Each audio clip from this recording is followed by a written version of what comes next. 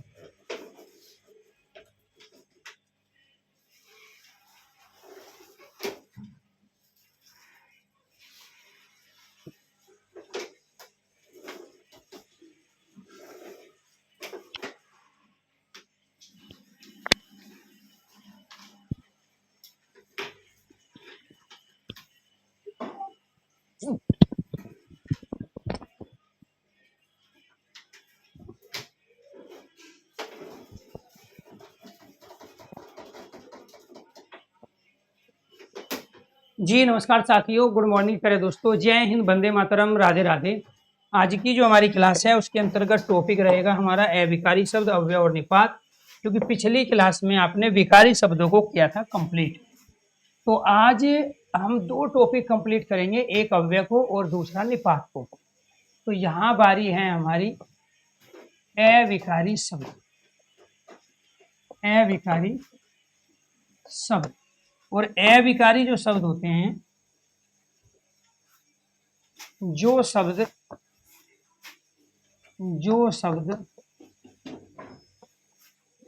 जैसे हो उनका, जो शब्द जैसे हो उनका वैसा ही, जो शब्द जैसे हो, जो शब्द जैसे हो उनका वैसा ही प्रयोग सभी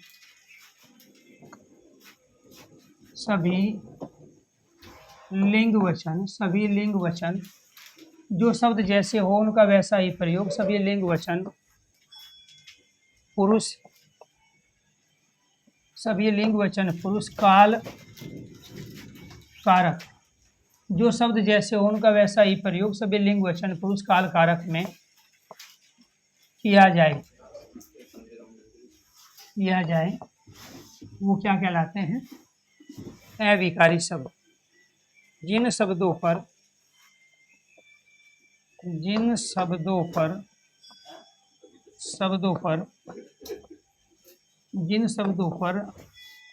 लिंग वचन पुरुष, जिन शब्दों पर लिंग वचन पुरुष काल कारक का कोई प्रभाव, जिन शब्दों पर लिंग वचन पुरुष काल कारक का कोई प्रभाव, काल कारक का कोई प्रभाव ना पड़े, काल कारक का कोई प्रभाव ना पड़े, वो क्या कहलाते हैं? अविकारी शब्द। वे क्या कहलाएंगे? अविकारी शब्द। अविकारी शब्द,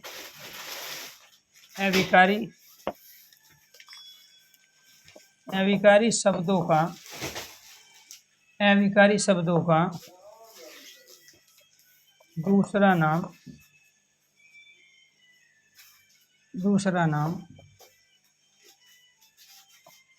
अव्ययी होता है।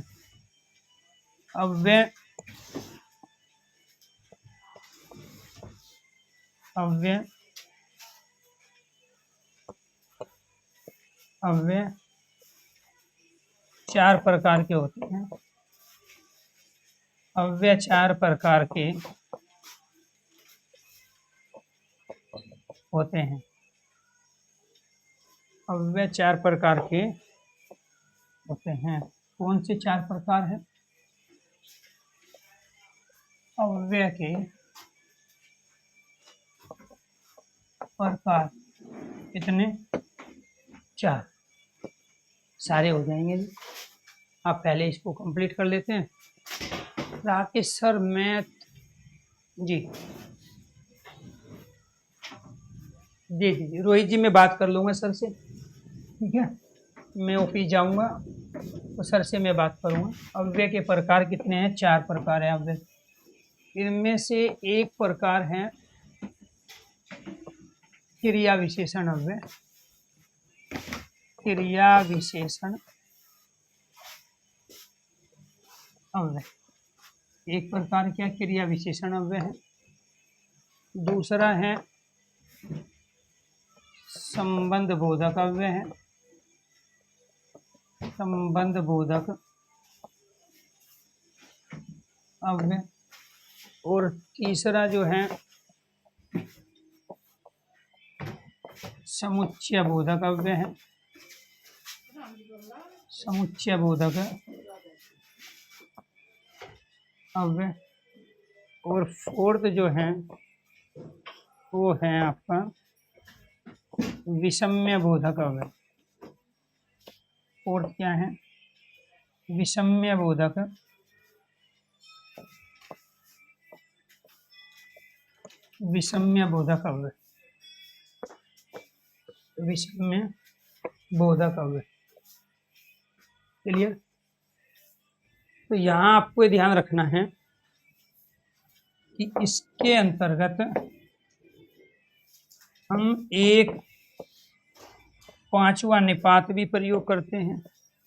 किशोरीदास वाजपेयी के अनुसार अव्यय के भेद 5 होते हैं और पांचवा कौन सा होता है? अगर पूछे अव्यय के कितने प्रकार है तो राइट आंसर 4 ही है। किशोरीदास वाजपेयी के अनुसार कितने हैं तो राइट आंसर 5 है। पांचवा कौन सा है? निपात अव्यय। पांचवा कौन सा है? निपात अव्यय। नहीं, हिंदी को याद नहीं करना होता हर्ष जी, ठीक है। हिंदी के अपने आप में लॉजिक है, सारे उन लॉजिक को समझना होता है, ठीक है। क्योंकि 18 साल के बाद में आप किसी भी चीज़ को याद नहीं कर सकते हो, आपको समझना होता है। अब रीजन क्या है कि जब दिमाग में बहुत सारी चीज़ें एक साथ चलेगी तो वहाँ समस्या आती है। जब आपका फोकस केवल पढ़ाई पे रहेगा, इधर उधर की चीज़ों को आप कम कर दोगे कुछ समय के लिए, तो फिर अपने आप चीज़ें समझ में आने लगेगी।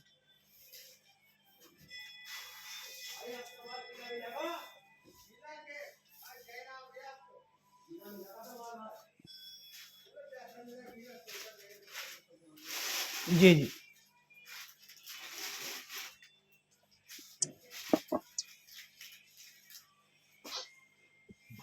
तो यहाँ पर जी क्या है? क्रिया विशेषण अव्यय। अब क्रिया विशेषण अव्यय क्या होते हैं?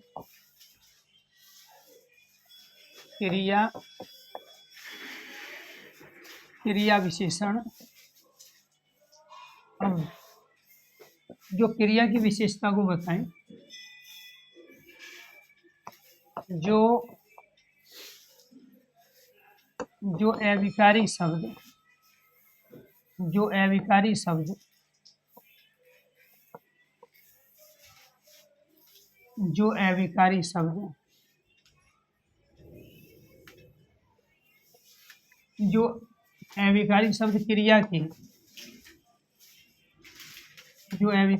क्रिया की विशेषता प्रकट करे, जो अविकारी शब्द क्रिया की विशेषता प्रकट करे वो क्या कहलाते हैं? क्रिया विशेषण। क्रिया विशेषण अव्यय, क्रिया विशेषण अव्यय 4 प्रकार के होते हैं। क्रिया विशेषण अव्यय 4 प्रकार के होते हैं। इनमें से एक होता है कालवाची, दूसरा होता है स्थानवाची, तीसरा काल स्थान परिमाणवाची, और ये होता है रीतिवाची। तो ये आपको ध्यान रखना है। काल हमें समय की जानकारी देता है, स्थान जगह प्लेस की जानकारी, परिमाण क्वांटिटी, और रीति हमें कार्य के करने की स्थिति, शैली, तरीके की जानकारी देता है कि कार्य किस तरीके से हुआ। काल का अर्थ क्या होता है? काल का अर्थ होता है समय, स्थान जगह प्लेस, परिमाण मात्रा क्वांटिटी, रीति स्थिति शैली या तरीका। वाची का अर्थ होता है कहना। तो जहां समय का ज्ञान, जगह का बोध, मात्रा का ज्ञान, स्थिति शैली तरीके को बताए, वो क्या कहलाता है? स्थितिवाची कहलाता है। क्लियर जी? क्या बात है, वेरी गुड, क्लियर है जी। तो क्रिया विशेषण अव्यय जो है हमारे कितने प्रकार के होते हैं? क्रिया विशेषण अव्यय होते हैं प्यारे दोस्तों हमारे क्रिया विशेषण अव्यय होते हैं 4 प्रकार के, काल, स्थान, परिमाण और रीति। जो अविकारी शब्द क्रिया की विशेषता प्रकट करते हैं क्रिया विशेषण कहलाते हैं, और वो क्रिया की विशेषता को प्रकट करेंगे किस रूप में, जैसे यहाँ पे आ गया हमारा कालवाची। कालवाची अव्यय कौन से हैं? जो आपको समय का ज्ञान कराएंगे, समय का बोध कराने वाले आपके कालवाची कहलाएंगे। जैसे आज, कल, परसों, अभी,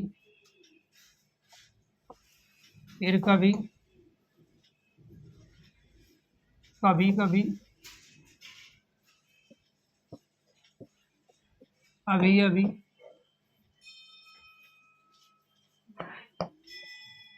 अब, जब, कब, तब, कब तब, और आते हैं प्रतिदिन, सुबह, शाम आदि।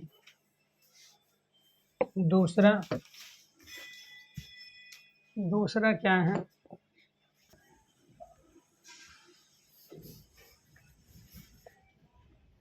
स्थानवाची अव्यय। स्थानवाची अव्यय क्या होते हैं हमारे? परिमाण, क्वांटिटी को बताएंगे। स्थानवाची जगह, आगे, पीछे, ऊपर, नीचे, दाएं, बाएं। आगे, पीछे, ऊपर, नीचे, दाएं, बाएं।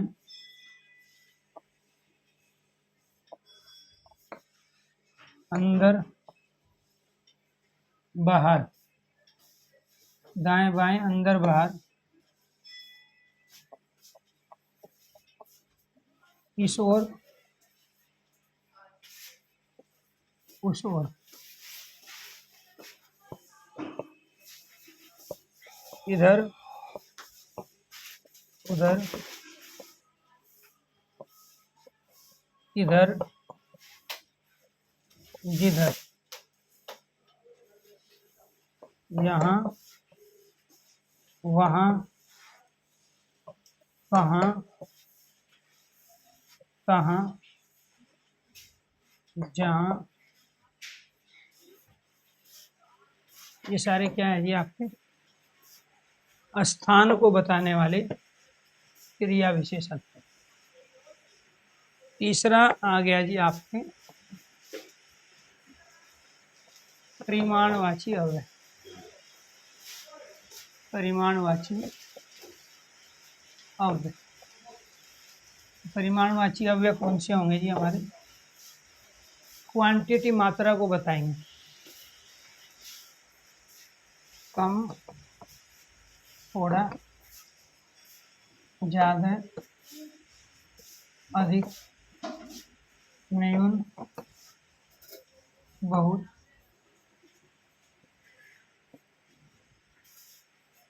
अत्यधिक, अत्यधिक, न्यूनाधिक, न्यूनाधिक।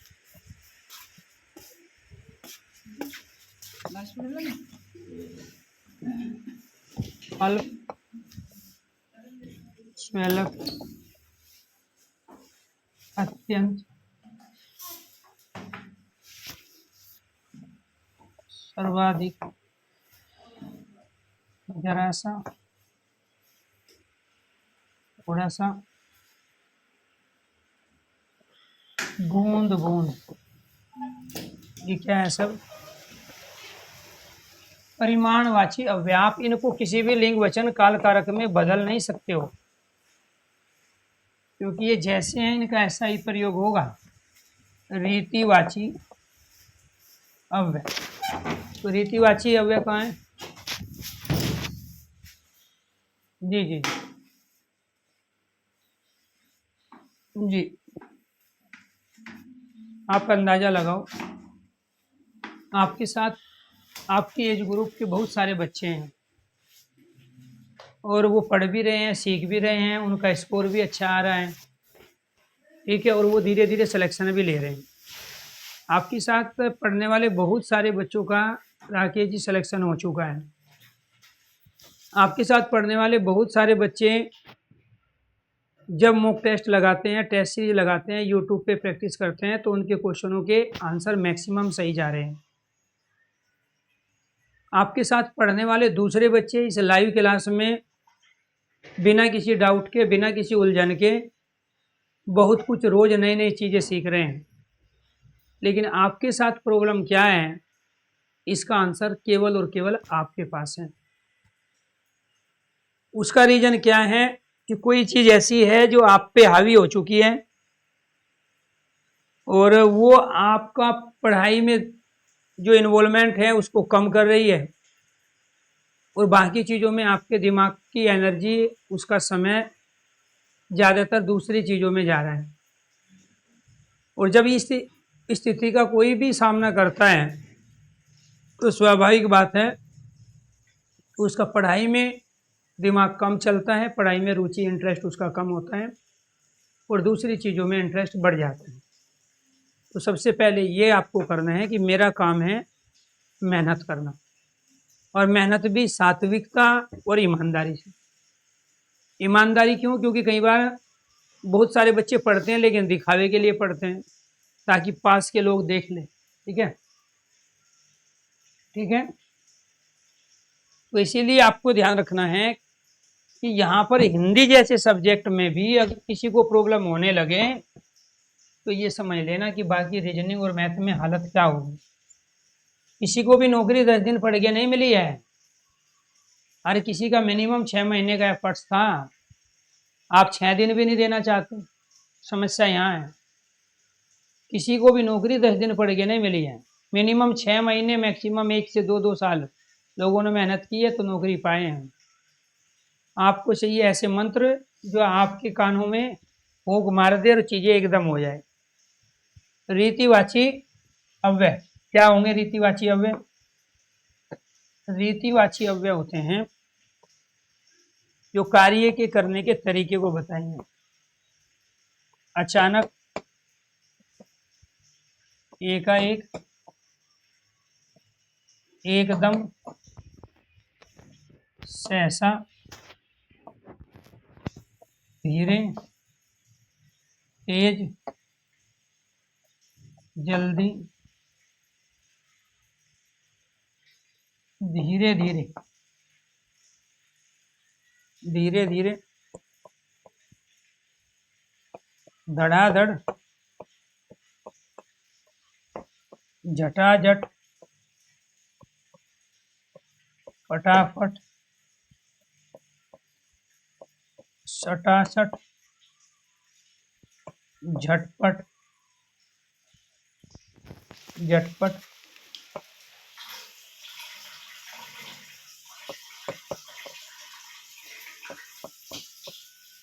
तुरंत, शीघ्र, अतिशीघ्र, मंद, मंद मंद,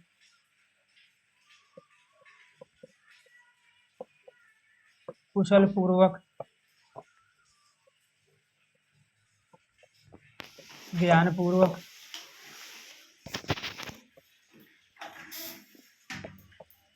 श्रद्धा पूर्वक,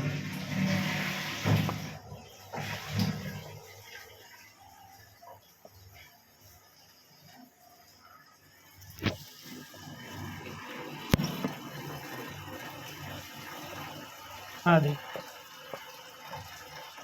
ये सब क्या है जी? आपके रीतिवाची अव्यय। जी जी, राहुल पाल जी, आपको बर्थडे की बहुत सारी शुभकामनाएं। आपकी जल्दी सरकारी नौकरी लगे और आप अपने इस जीवन में एक नहीं बल्कि दो दो सरकारी नौकरी करो। पहले एक नौकरी पकड़ो, उसके बाद में और मेहनत करो और आप बड़ी नौकरी में जाओ। जितनी आपने मेहनत की है उससे ज़्यादा चीज़ें आपको मिले। ठीक है, आपके जीवन में हमेशा खुशियाँ रहे, ऐसा मेरा आशीर्वाद, ऐसी मेरी शुभकामनाएं आपके बर्थडे की।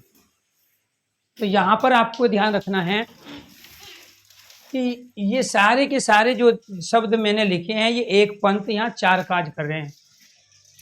प्यारे दोस्तों, ये सारे के सारे शब्द अव्यय भी है। अव्यय क्यों है? क्योंकि ये खर्च नहीं होते। व्यय का अर्थ क्या होता है? खर्च। मैंने 10 रुपये व्यय करके एक पेन खरीदा, तो इसका मतलब मैंने 10 रुपये खर्च करके पेन खरीदा। इसके आगे ए लगा है तो ए खर्च हो गया। अर्थात जो शब्द जैसे होते हैं वो ऐसे ही रहे, उनको हम अव्यय कहते हैं। उनको हम अविकारी शब्द कहते हैं, जो किसी लिंग वचन काल कारक में परिवर्तित नहीं हो रही। आप आज को आज ही नहीं बना सकते, कल को कल या कल ही नहीं बना सकते। अब का अबे या अभी नहीं बनेगा। ये किसी लिंग में, क्या अब का स्त्रीलिंग क्या हो जाएगा? अभी नहीं बनेगा। बहुवचन में अब का क्या हो जाए? अबे। आगे का क्या बनाओगे? आगे आगे बनेगा नहीं है। इधर का क्या बनाएंगे? इधरे इधरी बनेगा ही नहीं। तो जब किसी भी लिंग वचन काल कारक में ये परिवर्तित नहीं हो रहे हैं, इसी वजह से हम इनको अव्यय कहते हैं। तो ये सारे के सारे अव्यय है, एक पॉइंट। दूसरा, ये काल की सूचना दे रहे हैं हमें। किसका ज्ञान करा रहे हैं? काल। तो काल किसे कह रहे हैं? काल कह रहे हैं समय को।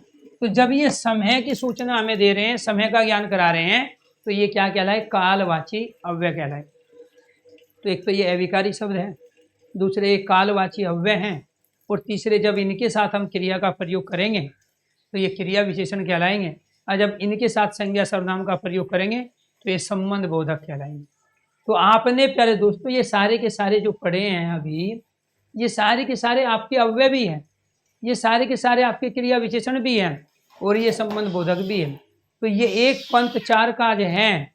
ये सारे के सारे शब्द आपके अविकारी है जो मैंने लिखे हैं, ये सारे शब्द आपके अविकारी हैं, और इन्हीं शब्दों को प्यारे दोस्तों हम क्रिया विशेषण अव्यय कहते हैं, और इन्हीं को संबंध बोधक। बस अंतर केवल इतना है कि जब तक हम इनको अकेले प्रयोग में ला रहे हैं, जब तक हम इनको अकेले प्रयोग में ला रहे हैं, तब तक हम इनको अविकारी और अव्यय कह रहे हैं, अविकारी या अव्यय।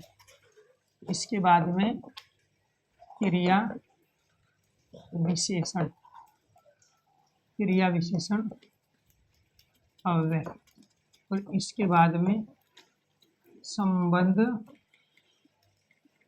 संबंध बोधक अव्यय। इसके बाद में क्या है? संबंध बोधक क्रिया विशेषण है यहाँ पे, और संबंध बोधक। ये आपको ध्यान रखना है। तो कैसे कहलाएंगे ये देखो। यहाँ मैंने कहा बाहर, यहाँ पे कहा मैंने बाहर जाओ, क्या कहा मैंने? बाहर जाओ। और यहाँ कहा मैंने घर से बाहर जाओ। अब एक शब्द 3 जगह प्रयोग हुआ। जब तक ये अकेला है तब तक ये अव्यय अविकारी है। जब क्रिया के साथ आ गया, क्रिया के साथ आ गया तो ये क्रिया विशेषण कहलाया, क्योंकि क्रिया की विशेषता को बताने वाले शब्दों को हम क्या कहते हैं? क्रिया। यहाँ क्रिया थी नहीं तो क्रिया की विशेषता कहाँ से बताता? यहाँ क्रिया थी तो क्रिया की विशेषता बता रहा है। यहाँ हमने किसके साथ प्रयोग किया? संज्ञा के साथ। तो जब इस बाहर का प्रयोग किसी संज्ञा या सर्वनाम के साथ हो, जब इस बाहर अविकारी शब्दों का प्रयोग किसी कारक चिन्ह के बाद किया जाए तो वो संबंध बोधक कहलाता है, और जब क्रिया के साथ किया जाए तो क्रिया विशेषण कहलाता है, और जब तक अकेले हैं तो अविकारी शब्द अव्यय कहलाता है।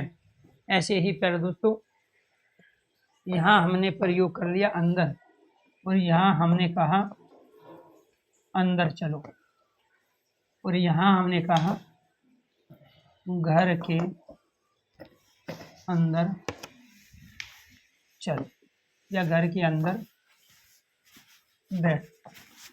तो प्यारे दोस्तों अंतर क्या था? अंतर केवल ये था कि यहाँ पर ये अकेला है तो अव्यय है, यहाँ चलो क्रिया के साथ प्रयोग हुआ तो क्रिया की विशेषता बता रहे हैं, इसलिए क्रिया विशेषण कहलाया। और यहाँ हमने घर के साथ और के कारक चिन्ह के साथ, जब भी किसी कारक चिन्ह के बाद हम इनका प्रयोग करेंगे संबंध बोधक बन जाएंगे। जब हम किसी संज्ञा के साथ इनका प्रयोग करेंगे तो संबंध बोधक बन जाएंगे। ठीक है, आगे देखो जी, यहाँ पे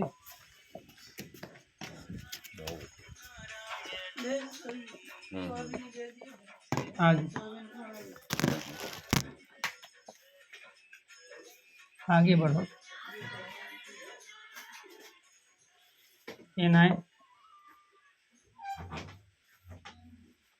सेनाएं युद्ध क्षेत्र से आगे बढ़े। सेनाएं युद्ध क्षेत्र से, यहाँ पे से कारक चिन्ह है, आगे आ गया। यहाँ सेना युद्ध संज्ञा है तो संज्ञा के साथ प्रयोग हो रहा है आगे का, तो संबंध बोधक बन गया, क्योंकि इस आगे का संबंध संज्ञा के साथ हो गया। यहाँ आगे बढ़ो, ये क्या है? अपने आप में प्यारे दोस्तों क्रिया है, तो ये क्रिया की विशेषता को बता रहे हैं। यहाँ आगे अकेला है। ऐसे ही हम यहाँ किसका प्रयोग करेंगे? ऊपर, ऊपर बैठो, बंदर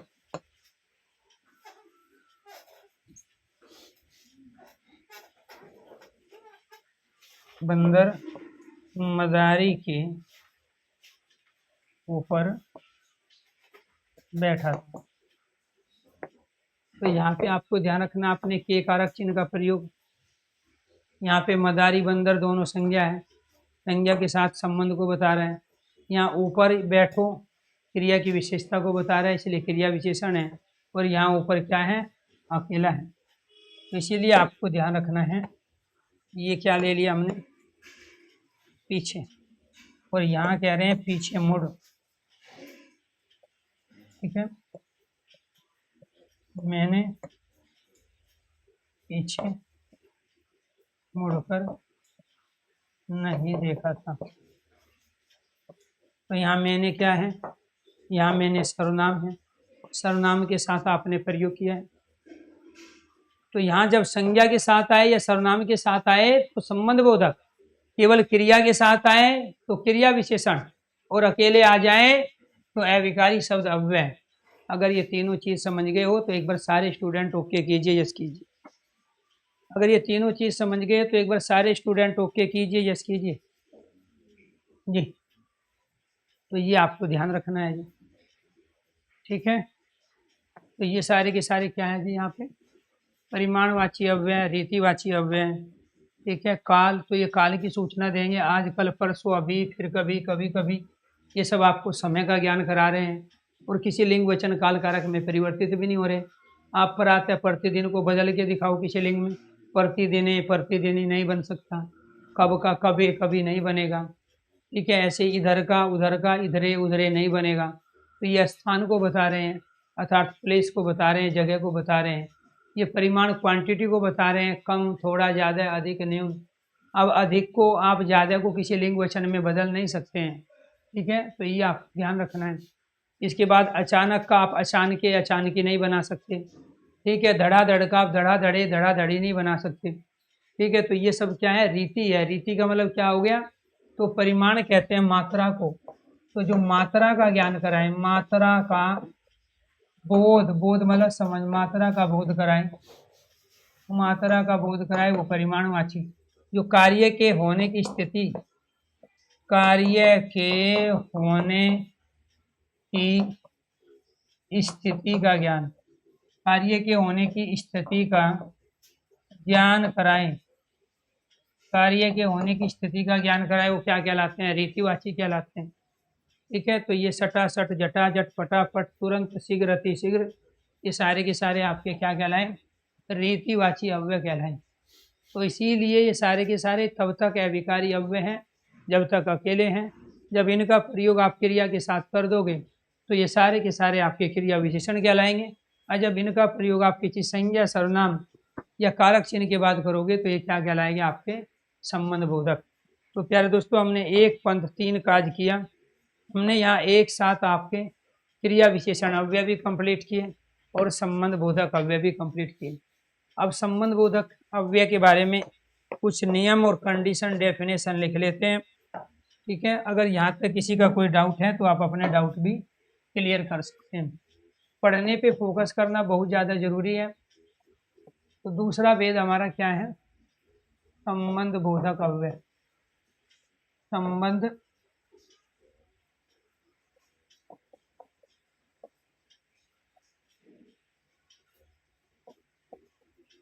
संबंध बोधक अव्यय इसको कहेंगे जी हम संबंध बोधक अव्यय।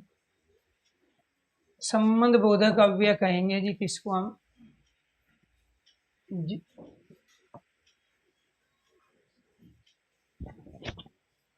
जहाँ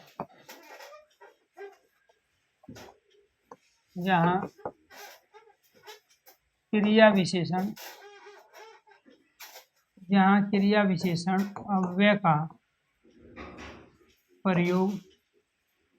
अव्यय का प्रयोग किसी कारक चिन्ह इसको क्या बोलेंगे? परसर्ग।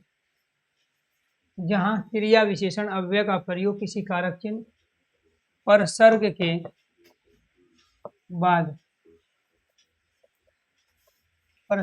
बाद किया जाता है,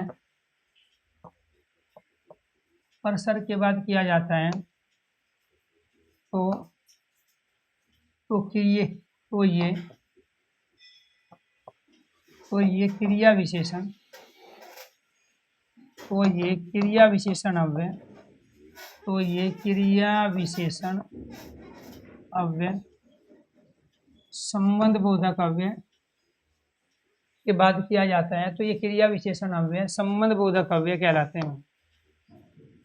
क्रिया विशेषण अव्यय संबंध बोधक, तो ये क्रिया विशेषण अव्यय संबंध बोधक अव्यय कहलाते हैं। दूसरा, जब क्रिया विशेषण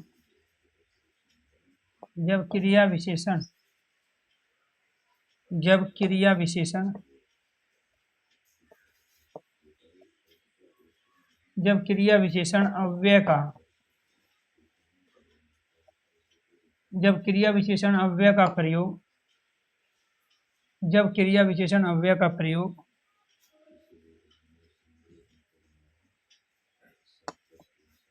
संज्ञा या सर्वनाम के साथ उसके संबंध को बताने के लिए किया जाए, उसके संबंध को बताने के लिए किया जाए तो सभी क्रिया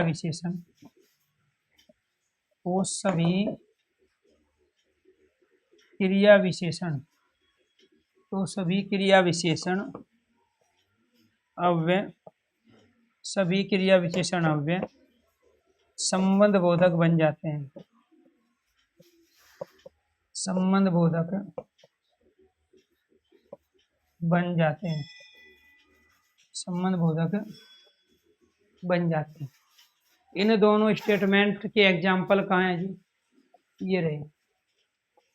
यहाँ आपने किसका प्रयोग किया? कारक चिन्ह का प्रयोग किया है, ये रहा, ये सब कारक चिन्ह। अब जो ये सेंटेंस है, सेनाएं युद्ध क्षेत्र से आगे बढ़ी, इसको मैं ऐसे भी तो लिख सकता हूँ, सेनाएं आगे बढ़ी।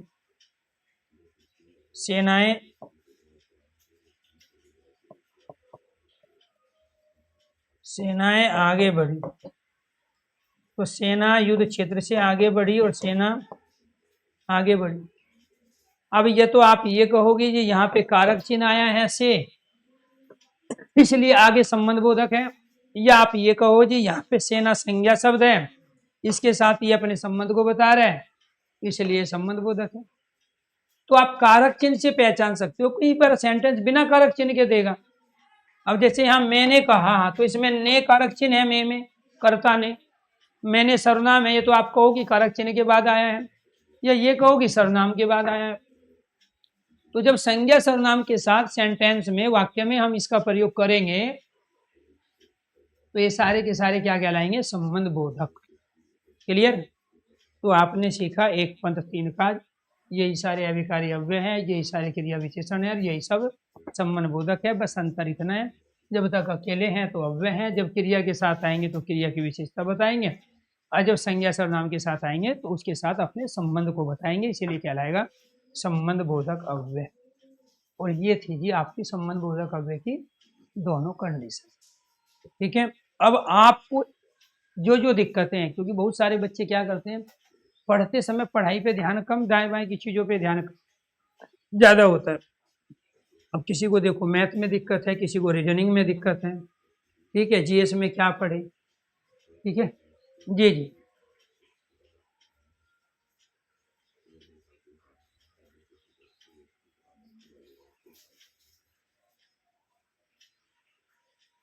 ठीक है भाई, आपका मैसेज हम पहुंचा देंगे शिव यादव जी, हमने पढ़ लिया है आपका, ठीक है। टेक्निकल टीम को हम आपका मैसेज पहुंचा देंगे।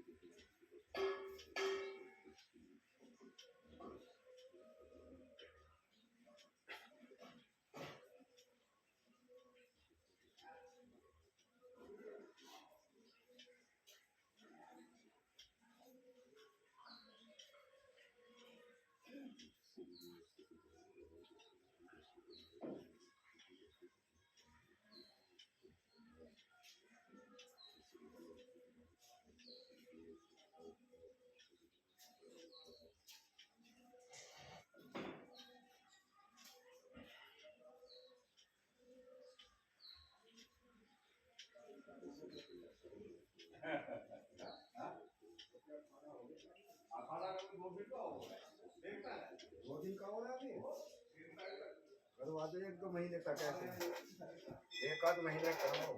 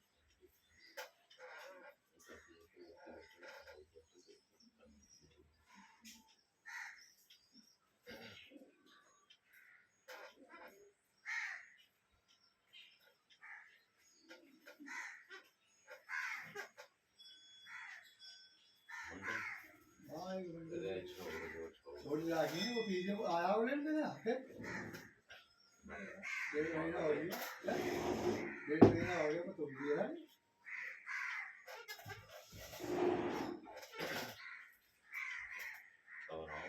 हाँ वो 24 वाले तो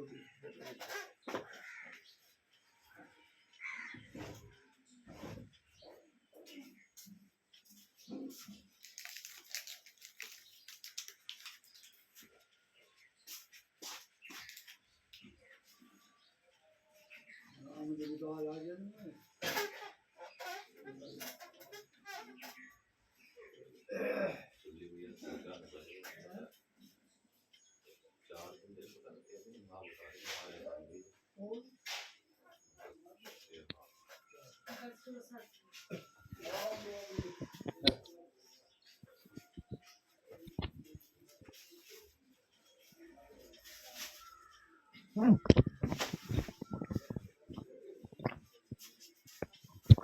तो आपको ये ध्यान रखना है, ये है हमारा समुच्चय बोधक अव्यय। तो समुच्चय का अर्थ क्या होता है? जोड़ना। समुच्चय का शाब्दिक अर्थ क्या होगा? समुच्चय का शाब्दिक अर्थ होता है जोड़ना। तो जो दो शब्दों को वाक्यांश मतलब उपवाक्य सब सेंटेंसों को वाक्य सेंटेंसों को जोड़ने या अलग करने के लिए जिन शब्दों को हम प्रयोग में लाते हैं वो समुच्चय बोधक अव्यय कहलाते हैं। समुच्चय बोधक अव्यय 2 प्रकार के होंगे। उनमें एक प्रकार हमारा क्या रहेगा? और, व, या और अथवा, इसको हम समानाधिकरण समुच्चय बोधक कहते हैं। ये समान आधार वाले शब्दों को जोड़ते हैं। जैसे ये तो सारे पुल्लिंग होंगे या सारे स्त्रीलिंग होंगे या सारे एक वचन होंगे या बहुवचन होंगे, तो समान आधार किसी भी तरह से हो सकते हैं, लिंग, वचन, संज्ञा, सर्वनाम, विशेषण, क्रिया की दृष्टि से। तो जो समान आधार वाले शब्दों को आपस में जोड़ते हैं उनको समानाधिकरण, और जो अलग अलग आधार वाले, मतलब एक सेंटेंस दे दिया उसमें दो क्रिया है अलग अलग, तो उनको जो जोड़ने का काम करेंगे वो क्या कहलाते हैं आपके व्याधिकरण समुच्चय बोधक। क्या कहलाएंगे? व्याधिकरण समुच्चय बोधक। देखो जी कैसे, अब इसके अंतर्गत आपको ध्यान रखना है, यहां पर जैसे मैंने कहा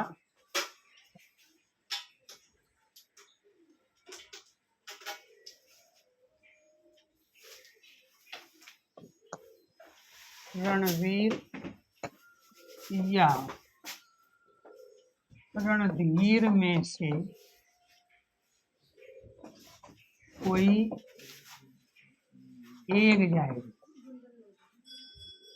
ठीक है जी। कृष्ण व सुदामा गुरु भाई थे, राम और लक्ष्मण सगे भाई।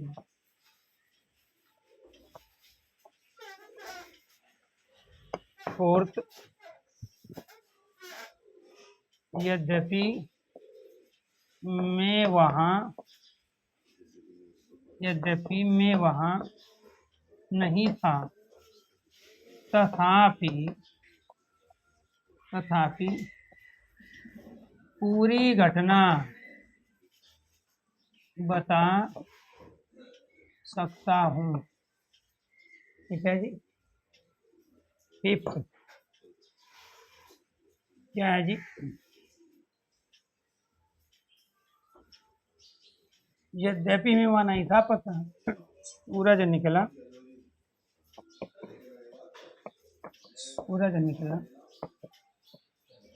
इसलिए अंधेरा भागा।